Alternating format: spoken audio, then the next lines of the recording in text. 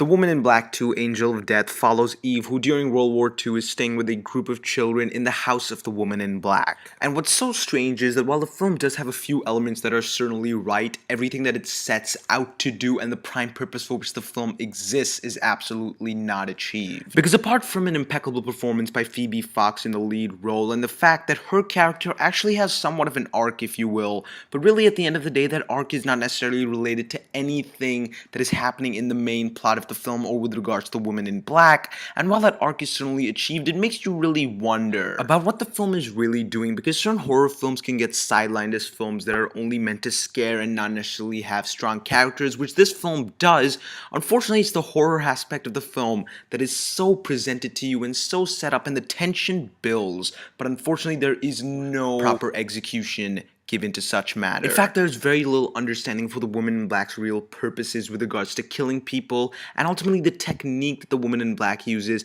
can almost be laughable after a point. Because while most of the scary bits are actually dream sequences or sequences that are used to trick the audience and aren't necessarily truly horrific, ultimately there is no connection and no relevance, and in fact a lack of necessity towards certain things happening on screen. Wherein all of the first half of the film is leading up to something that could really work and might actually be riveting, and the second half really lets you down. Not because I didn't think it was scary enough, while I did feel an essence of tension here or there. The ultimate reason I'm saying so is because of the fact that it makes absolutely no sense in the grander scheme of things. Ultimately, The Woman in Black 2, Angel of Death is such a hard film to talk about for two reasons. First off, because of the very lack of attachment that I have emotionally towards the film, and secondly because of the fact that it absolutely lacked coherence, making it a film that without the saving grace of the protagonist would have been a completely unbearable experience.